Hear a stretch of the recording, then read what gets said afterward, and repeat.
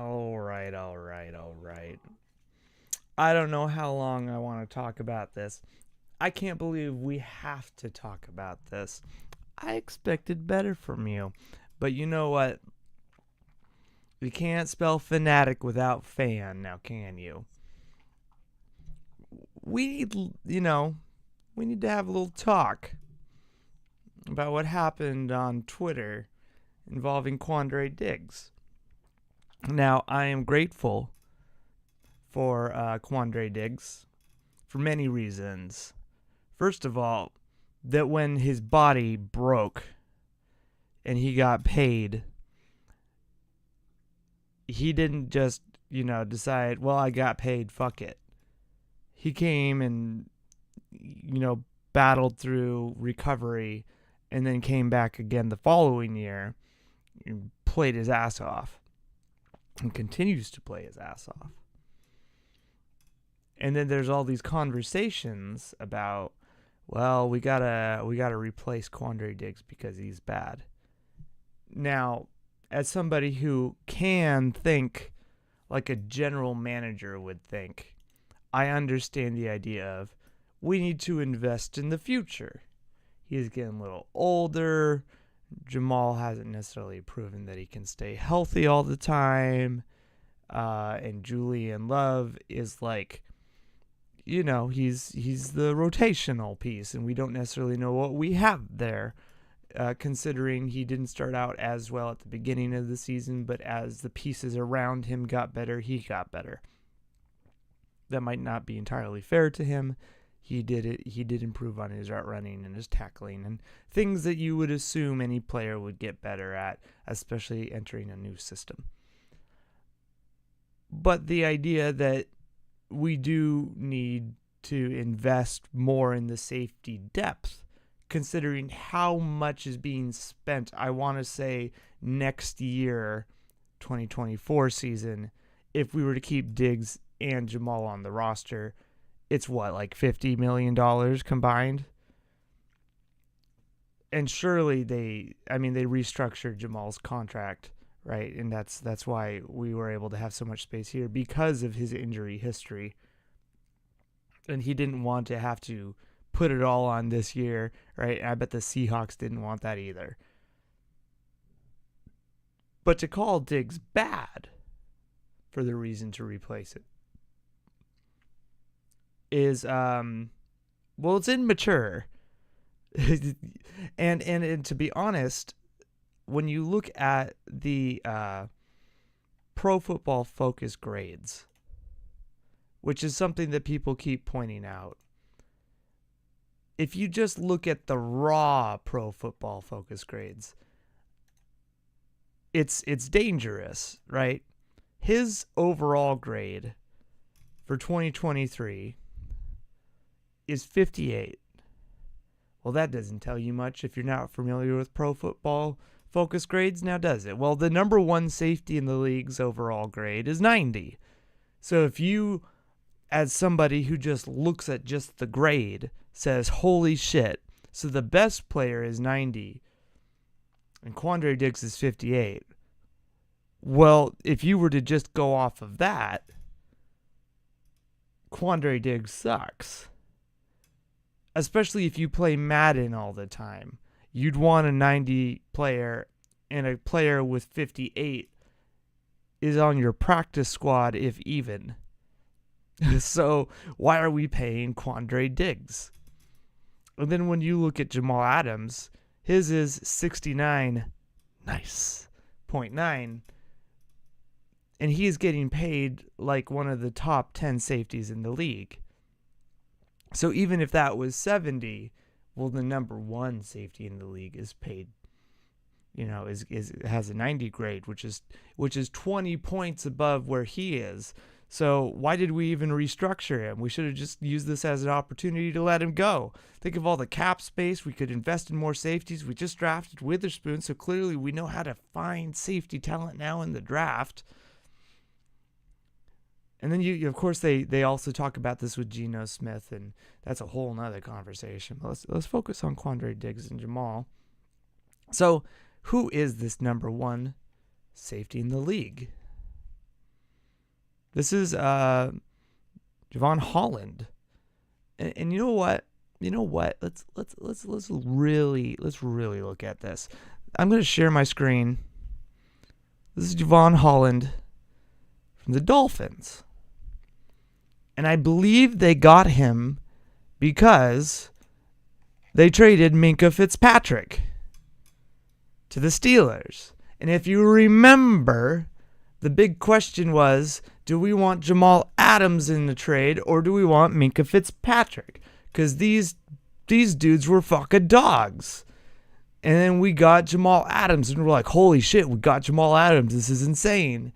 And then the Steelers traded for Minkah Fitzpatrick, and that was also really expensive.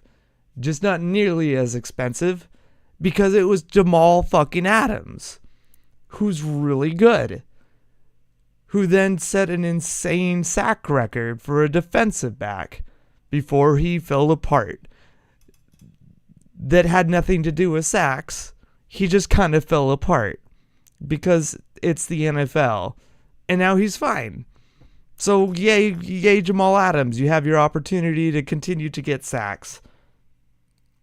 But Minkah Fitzpatrick has been an amazing safety for the Steelers. Who can argue against that?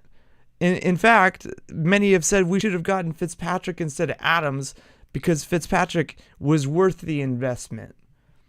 But when you look at Fitzpatrick's grade, it's worse than Jamal Adams. It's 64.9. So if you were to look only at your PFF grades, you got 69.9 for the guy that everybody on the Seahawks fan base, and I'm using this generically, right? The outspoken, the loud noises, I hate how much we spent on him. He's so expensive. We should have traded for a quarterback, right? Something, right? So much noise. And if we'd gotten Minkah Fitzpatrick, the guy that is arguably the better investment, if you just go off of PFF grades, he has a worse overall. And when you look at Quandre Diggs, who has basically always been healthy, except that at the very last game, just before his contract, tragedy erupted all over his body, and the poor man, broke bone and ligament. He's graded 58, and he's like our worst safety on the roster. I didn't even look up Julian Love because it's not about him. Because he's not under like the contract issues. He's not a part of the discussion, apparently. Nobody's talking about Love. Ain't no love for you. So let's I want to talk about how PFF grades vaguely, and I want to talk about the distinct difference between a 90 grade and this 58 grade, or a 90 grade and the 69 grade and the 64.9 grade. Is it a huge, gigantic difference? What would it take for Minkah Fitzpatrick to get a 90? Are you guys ready to bear with me on this journey? This is for the dorks. Okay, here we go. So, PFF, it has been a long time. I want to say I tried this out in 2012. This was before I knew, what the inside shoulder was. And this was the main reason why I wasn't able to get the pro football focused job. I did apply years and years and years ago. And two reasons why I didn't get it. One, I didn't know about inside shoulder. I had everything else good. I just didn't know about inside shoulder. Which is if you're a 3 tech where you line up over the guard, if you're a 3I, you line up on the inside shoulder of the guard, which is closest to the center. Likewise, if you're a 5 tech, which is where you line up over the tackle, if you're a 5I, you line up on the inside shoulder. I literally I was not aware of the eye. I had no idea about that concept. That, and I forgot to submit it on East Coast time. Those are the only two things I failed on. And then I decided, because it was so much work, because it's a ton of work, the individuals who do the crunch time right after games to get data ready for PFF East Coast time, they're hardcore. And so I'm not trying to insult PFF. I'm not trying to say that the people who do the work are bad at their jobs. They're doing raw as it gets data by eye, and they have a time limit to do it. If Sunday Night Football runs for over 3 hours, it's taking them forever to break down everything, and they kind of have to break it down as they go, right? But the all 22 does not drop until after the game. So they can't even start to really review and double check their data to make sure that the PFF grades are accurate until after the game. So if you're on the East Coast and this game starts at 5:30ish, and it runs 5:30 our time, Pacific, so it's starting at 8, right? And that ends up being like a 3-hour game. Good luck.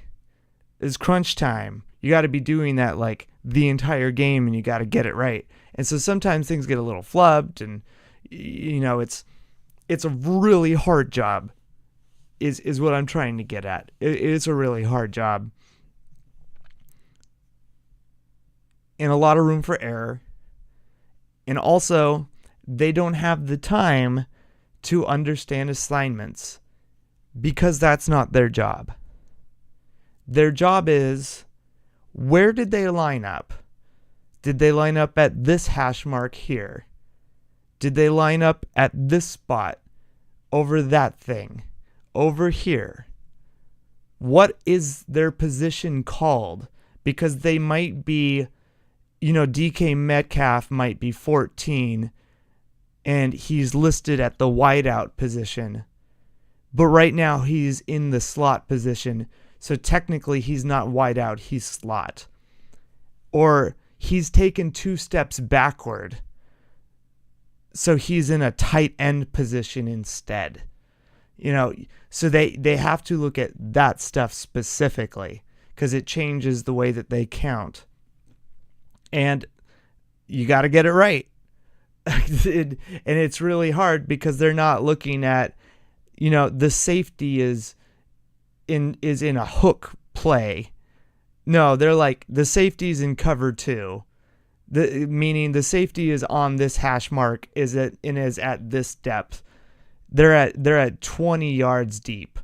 They're at 15 yards deep. They're at 10 yards deep.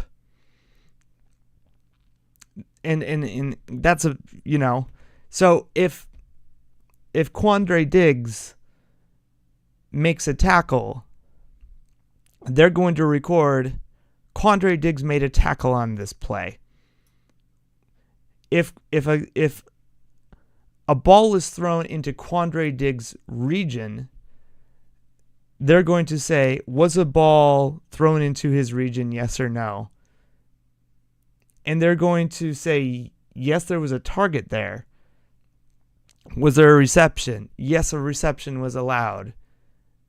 And then they're going to mark it that way. And then if he makes a tackle, he'll get credited for a tackle. If he and another guy make a tackle, he'll get credited for an assist. Self-explanatory, right? However, if he goes an entire game and not one target has been made there, great, 0 targets. But he won't get credit for any tackles because he's not in the area. So he won't get as many boosts to his grade. Likewise, he's not getting any opportunities for interceptions or pass defenses or fumbles. So because he has a good target grade, he doesn't also have a good receptions allowed grade, because he's the ratio is so low because he's not being targeted, and he's, if he is being targeted, it's because he's open, which he's never open. So it's always like, well, we're throwing it because it's a sure bet. And so for this example, he's got 12 targets and 8 receptions. And when you look at Minkah Fitzpatrick, 23 targets and 15 receptions. And so technically, Minkah Fitzpatrick is better in coverage because when he's targeted, he allows fewer receptions.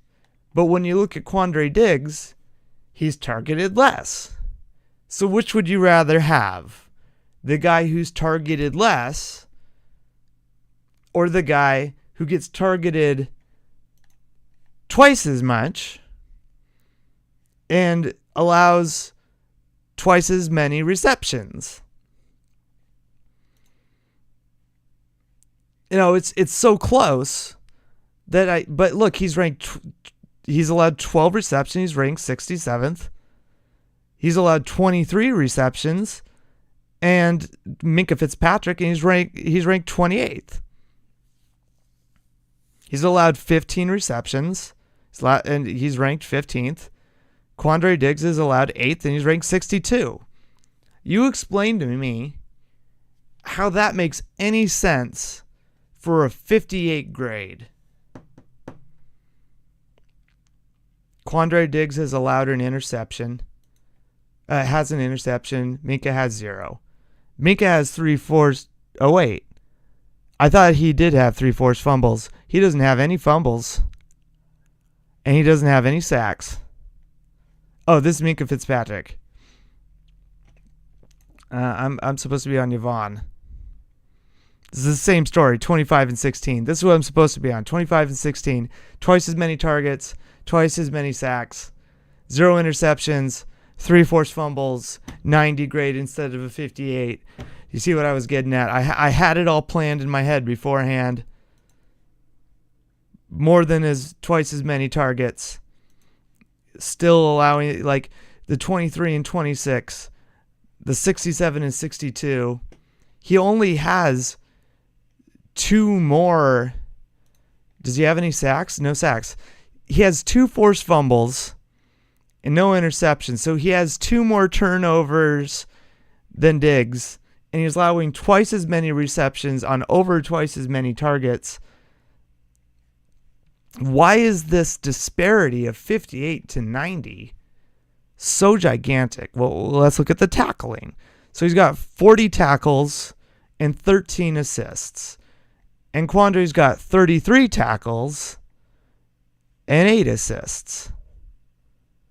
Well, when you consider that, he's got 13 more targets, and then 8 of those are increased. So let's say 8 more.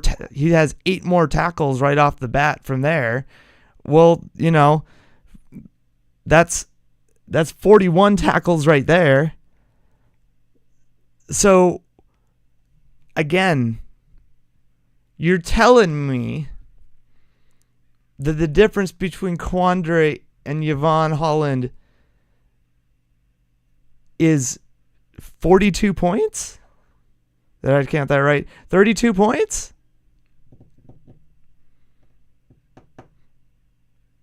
Is he allowing touchdowns? I haven't seen Diggs allow any touchdowns this year. Woolen allowed a touchdown. I know Love has allowed some touchdowns. I know last week, Witherspoon and Jordan Brooks allowed a touchdown. But I haven't seen Diggs allow touchdowns all year. And even if he did, a safety's eventually, they're not going to be that perfect. So you're telling me that the disparity between these two players is like a couple assists. Like this dude allowing a guy to catch the ball in front of him 13 more times or get targeted in front of him, and then like I don't understand this PFF disparity, which gets to the point I'm trying to say is if you just look at the PFF grade, you don't fucking understand what you're looking at. Because you'll look at Quandre Diggs and be like, he sucks. No, Quandre Diggs is shutting down an entire quadrant of the field. Meanwhile, the best safety in football is not.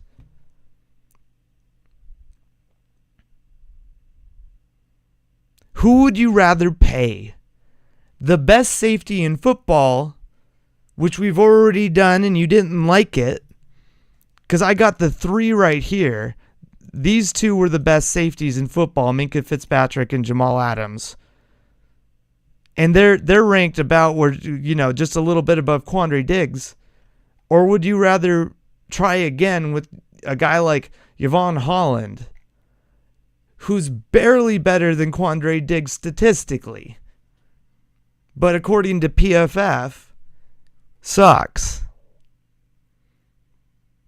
It doesn't make any sense. If you want to invest in the future, that's a conversation we can have. If you want to talk about Quandre Diggs is trash, we need to get rid of him, he's too old to play the game, you literally do not know what you are talking about. And let's continue. Because this dude, Minkah Fitzpatrick, he's got 43 tackles.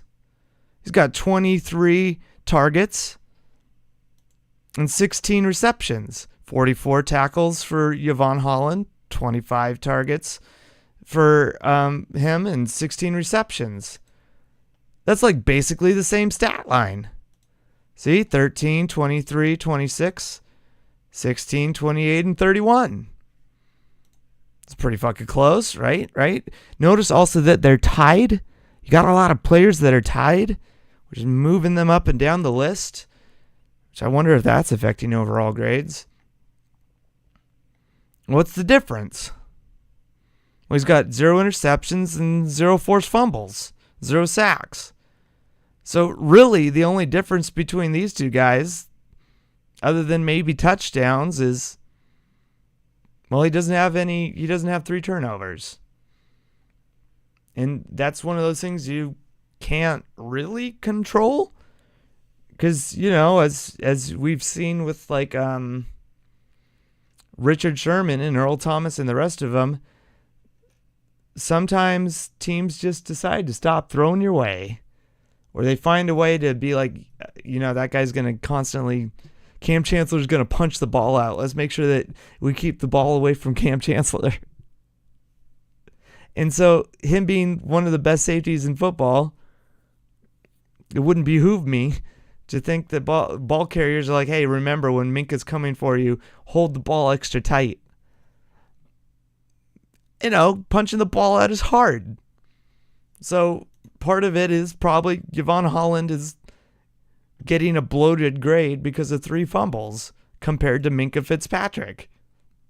But if you just look at PFF grades, just the raw grades, you wouldn't care. And people do this with Geno Smith too. And already, so he had one of his best statistical career games against the Commanders, and immediately after they wanted him benched, and we can talk about like investing in the future of 2024 quarterbacks. Do you want Penix or Penix? Penis. I'm sorry, man. I'm sorry. That's an old joke. That's a joke that's a horse that's been beaten. But, or do you want to sign a quarterback but they're talking about after he has one of his best career games where he throws I don't think he turned the ball over against the Commanders. We should bench Geno Smith. That's just hatred. That's just virulent toxicity. And it's also like, if you want to start the conversation of we need to replace Geno Smith, you can't start it from a place of negativity because he's a person. And as we've noted, these people watch our conversations online. I'm gonna rotate back. So imagine you're playing your heart out on the field and you're doing well. And the fans, after you have one of your best games, their response is, we gotta fucking get rid of this guy. It might piss you off, but most likely it's gonna be a little disheartening. Do you want your quarterback to play the game well or not? Whether you like it or not, Geno Smith is going to be the starter this year. And if you want to have a productive conversation about getting rid of him, you're just going to make us look like assholes if you act like an asshole. So like this conversation about Quandre Diggs, this idea that it's the way you guys went about, we need to replace him. It's he's terrible. He's like a shell of himself. He can't even play anymore. And it's like, where did that come from? I haven't seen it on the field. That's for sure. I don't see it on tape. That's for sure. And then when you look at this PFF grade, it doesn't make sense except for the 58 grade, which is only there because he's not getting like bulk stats because he's shutting down a quadrant of the field. So it's kind of like, it's like how people don't like Damian Lewis. Well, you don't like Damian Lewis because you've never heard of the guy. And so since you feel this anxiety pressure during a game, you start blaming the guy that you don't see making plays on the field. But on the offensive line, especially in passing situations, the guy whose name you don't hear is probably playing the best ball. And Damian Lewis is a really, really good guard who is, since day one that he's entered the league, been very promising, and he has very natural footwork. He's one of those guys who just like, he doesn't need to think. He just moves his feet, right? And he does what he needs to do. And, he just never had any guys next to him. So you could just see, like, he'd hold his guy, and then guys next to him would fly by. And so he'd get a terrible PFF grade for, like, not handling handoffs and stuff. But, he had, like, Joey Hunt, center. And so they'd be like, why is Damian Lewis suddenly playing so poor? Because he lost his center. Then when you lose your center and you're a guard, and, Dwayne Brown goes down or whoever, you're probably going to have problems at guard. But that doesn't mean he's a bad guard. And so then this year, he's been great. And people are like, we gotta replace Damian Lewis. It was the same conversation y'all had about Posick. And then Posick goes to the Browns and he's great. And you're like, what the fuck hadn't happened to Posick? If you had just watched Posick and looked at his behaviors and tendencies on the field, instead of paying attention to these grades and feeling this, just focusing on your anxiety of the snap, maybe you would have noticed just how well he was playing. Because these are people playing and investing their time into getting better at a craft. And when you look at Quandre Diggs, it is obvious that he is masterful at his craft. Even though he's not nearly as fast as he used to be. Let's be honest, when he got hurt, he was never like a speedster. He was a Tampa 2 guy, not a cover 3 guy where he's over the top. But it was like when Tyler Lockett got hurt. He never quite found that last gear. But he was always super smart. He's a crazy smart player. And so he knows, I'm going to get into this position. And by getting into this position, naturally the quarterback has to look away. Because they know that if they even attempt this throw, I'm probably going to make a play on the ball. or it's going to be too hard to attempt it. So don't waste your time. Move on to the next read. He's a really smart player. And so he might not be driving down to the flat like he used to. But you know what? That's Witherspoon and Adams' job. And even Julian Love's job. His job is to stay over the top and make sure to do double teams. And he's really good at it. And that's what he gets paid to do. And it's kind of like, we need to get rid of Geno Smith. He's making too much. He's making like just above rookie contracts. Like and just below. He's like that guy who just made it above JV and is now in varsity, but he's the bottom of the varsity contracts.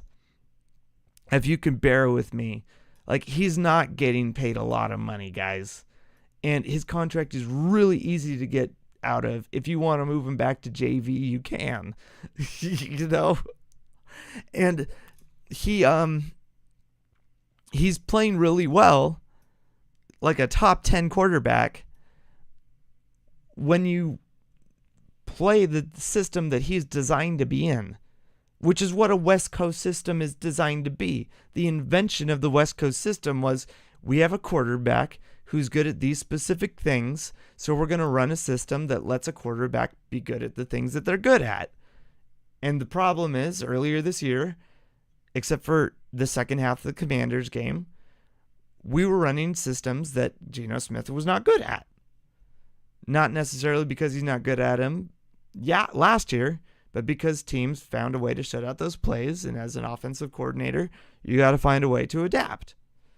And because Geno had not had that experience in like a decade, here we are. He had to adapt, and so did Waldron, because Waldron hadn't really had that experience either as an offensive coordinator. It was a good learning opportunity for everyone involved. And here we are, still tied for leading our division. Great opportunity in front of us against the Rams.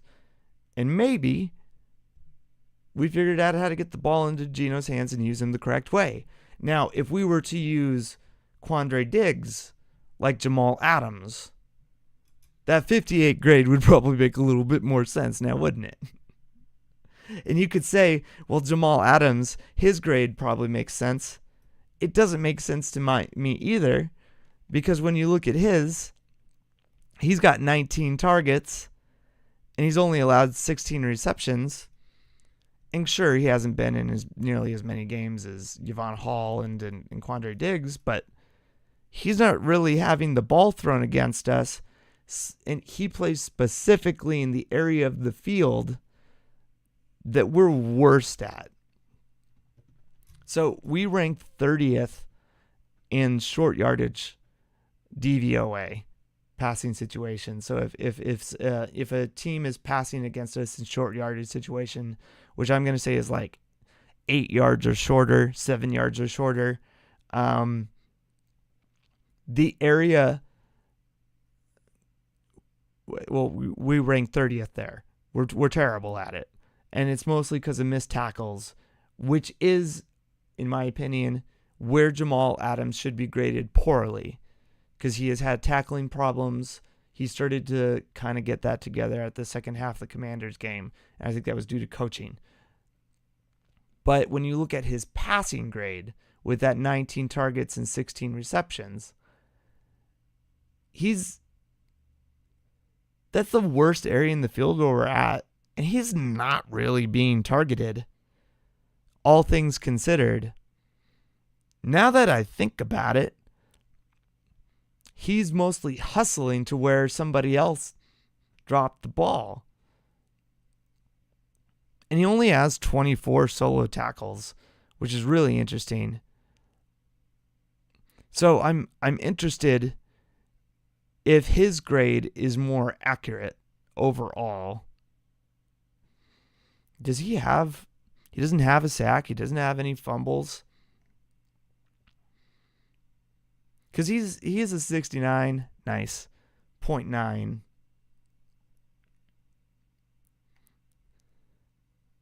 But it's not like he's being targeted like crazy, because that's the area of the field, the short yardage area, specifically like towards the flats in the center, where teams are just picking on us, death by 1,000 cuts. For reference, our deep coverage where Diggs is, we ranked 8th in DVOA, meaning teams aren't passing deep on us, period. Diggs is shutting people down deep. And so is Woolen and Trey and Witherspoon and even Adams when he's covering deep. But in the short yardage, you typically, they're going to catch the ball in short yardage, and then you tackle the dude. So the fact that Jamal is only allowed 19 targets and 16 receptions, that's really low considering the area of the field that he's playing, and he's covering tight ends and running backs who have been running backs especially have been kind of shredding us. But if you think about that Commanders game, he wasn't covering those running backs. Those were the defensive ends. Those were the linebackers. So for the most part, he's been shutting down the explosives. He just has been kind of screwing up on the flats, and hasn't quite gotten the block shedding ready for the screens. But he's gotten better. So, I don't appreciate the attitude that fans start to develop towards a player based off of a number. I mean, sure, even I get it in my brain. I don't like Jermaine Kearse. I'm sure he is a wonderful human being.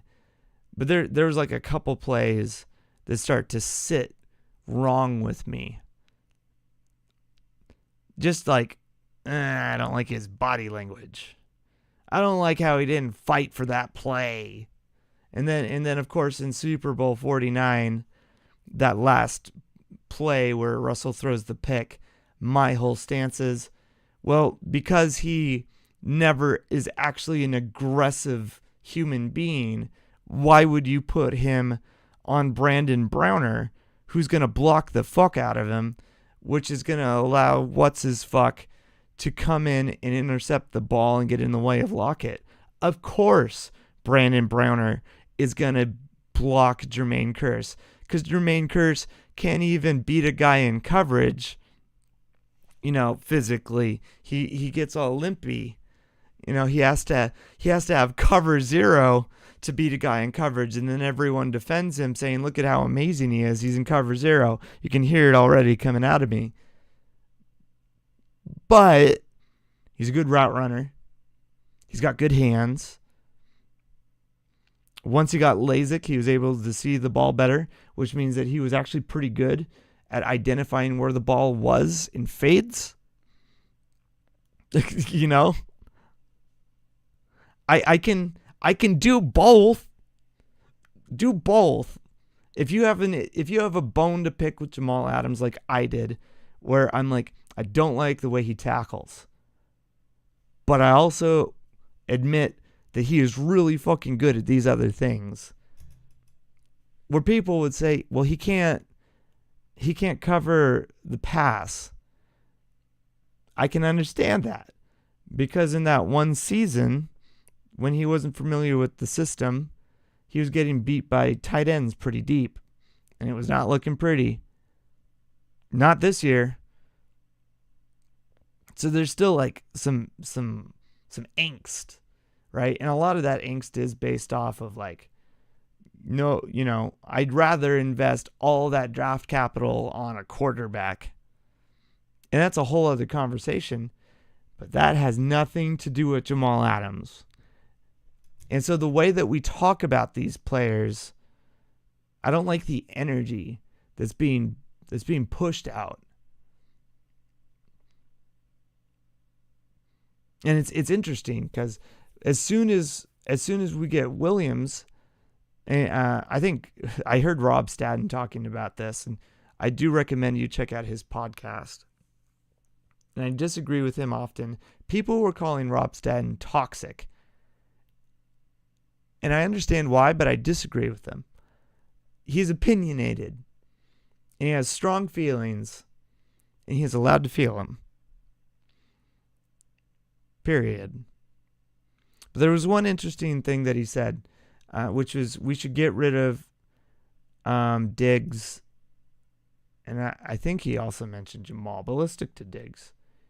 So that we can pay Williams.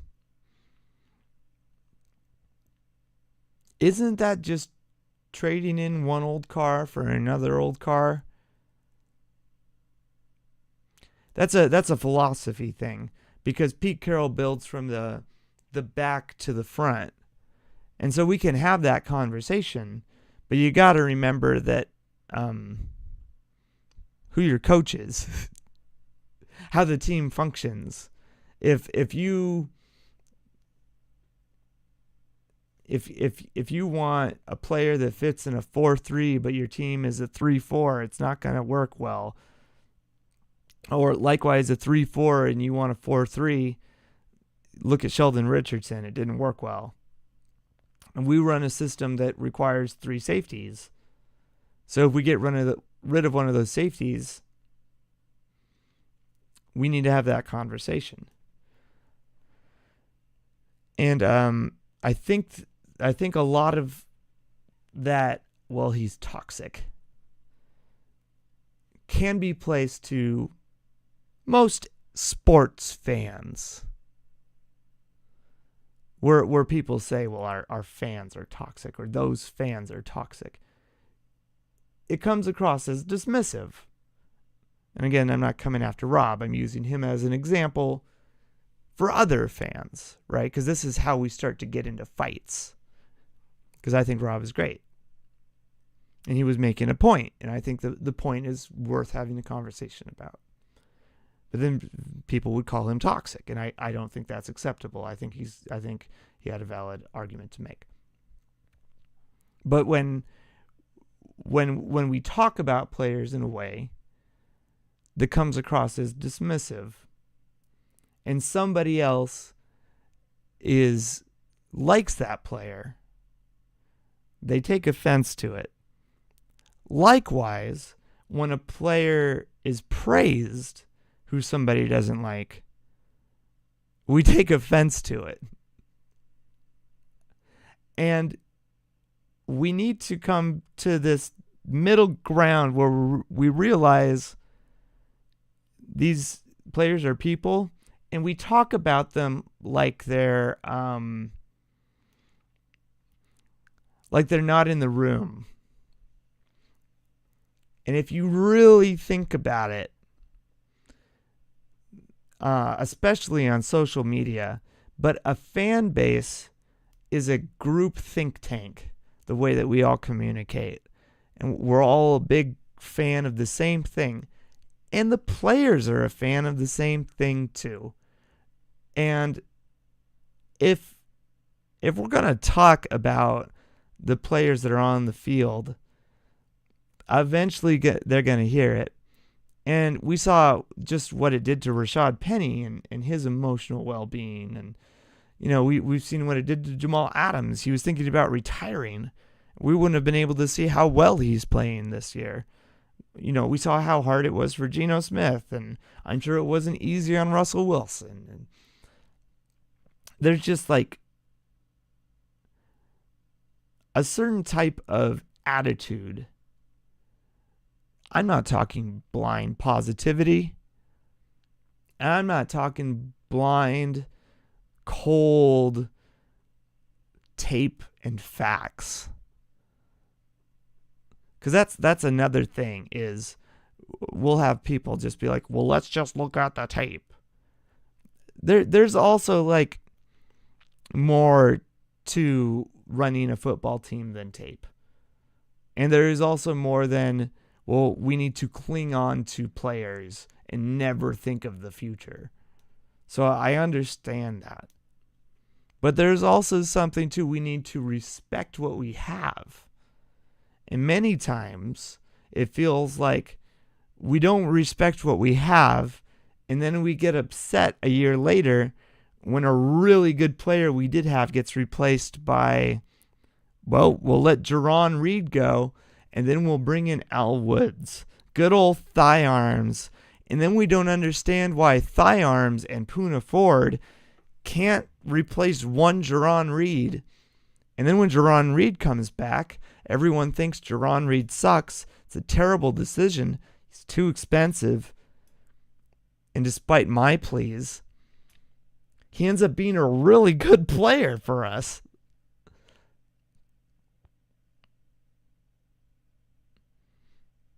And, you couldn't say one bad thing about Woods or Poona, because everyone loved Poona. Oh, I love Poona. Why? Because he's short and cute? Because his name's Poona Ford and he's short and adorable? Everyone has their favorites, I understand. I like Hero Small, one of the smallest fullbacks to ever live. He was so small that the way he would tackle, he would always break his face masks in the middle of games. So he had to get his face mask replaced in games. I loved Kiro Small. It doesn't mean that he shouldn't have been replaced by somebody bigger and better suited. And it doesn't mean that, just because I had feelings for him, that I needed to have my blinders on. We had years of our Seahawks defensive line, they could stop the run because we had Bobby Wagner stuffing the run with Jordan Brooks and KJ Wright alongside of him. And when it wasn't Brooks, it was Michael Kendricks. And as soon as those guys were gone, and it was just Brooks and Cody Barton, you know what happened? Turns out Woods and Poona Ford weren't so good at stopping the run. Now were they? And you're like, why is it that all these defensive linemen, the Ziggy Ansahs and the Benson Mayoas and all these other guys that were the fan favorites for some reason, aren't any good? And can't make it a practice squad. And I'm using not any good in a blanket statement. I know what I just said about dismissiveness, but I'm trying to make a point to you. The not any good. But you could feel it in your belly, right? Like, Al Woods was my guy. That's thigh arms. Poona Ford was my guy. He was short and stout and great pass rusher. They moved into nose tackle. That's not fair for Poona Ford. You see what I'm getting at? There's always more to the story. But when you get stuck in your gut, you don't really understand what you're doing to the other fans. And it creates this feedback loop of sneering, like two children in the back of the car pelting each other with a football. just it's a waste of time. And then we get into these arguments about whether a PFF grade for Quandre Diggs means we should cut this player or bench this player. It's wasted oxygen. And so all I ask is that we just respect the players. And by learning to respect the players, we'll learn to respect each other better. And then we'll learn to respect our media representatives and the podcasters like Rob Statton a little bit better. Who, again, I disagreed with, but I don't think he was being toxic. I don't think he's ever toxic. I think he's opinionated and he stands his ground. And I think he should continue to do so. Now, if he's going out there and actually insulting the man, which we've seen from blowhards on the radio in the past, that is toxic behavior. But he is at least offering I think we should take the money that we're spending and put it somewhere else. And here's why.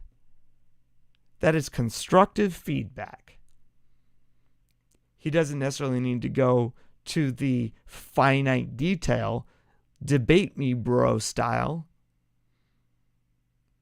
because it's his prerogative, as it is anyone's prerogative, from Hawk Blogger to Michael Dugar to, to the Cigar Thoughts individual Jackson. I can't remember his last name right now.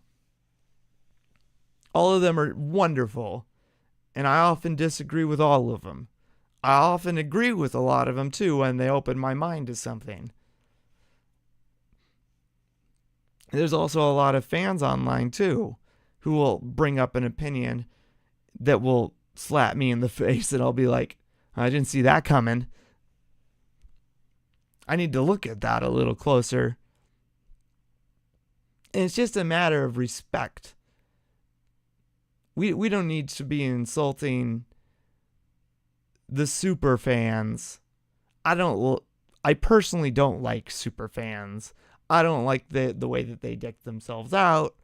And there's a lot in there that I could just spew right now. But I won't, because I want to be respectful. And also, I respect the amount of effort that they put into what they love. And the way that they get jazzed up, the way that they get other community members involved, right? The way that they always show up.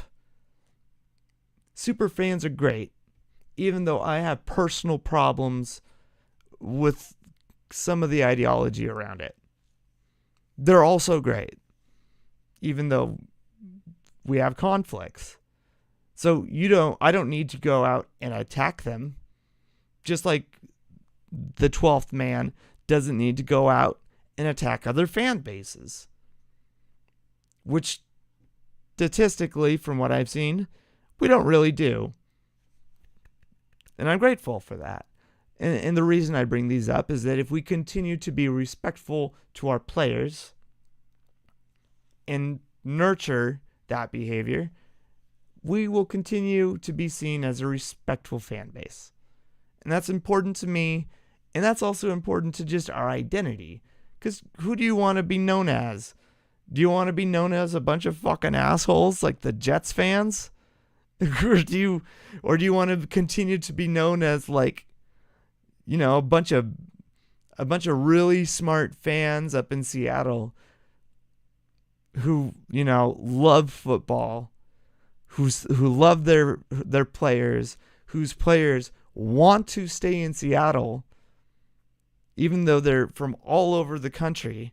They decide to retire in Seattle because of how great it is to live here, because of how great the fans are. Don't you want that experience to stay? Treat our players with respect. And also look at the big picture whenever assessing grades, tape, eye test, trade, anything. Just take a step back and don't just dismiss a player immediately because you saw a fancy number on the internet. That's all I have. I might talk. I need to talk more about this Rams Seahawks game, so I'll probably stream in a couple of hours. Like and subscribe. I appreciate that. And again, check out the podcasters I referenced in today's stream. I talked a lot about Rob Statton today, so I guess free publicity for Rob Statton. Go check him out. Or is it Staten? I don't know. He's got a great accent. If you love wonderful accents, go check him out. I'll catch you guys around.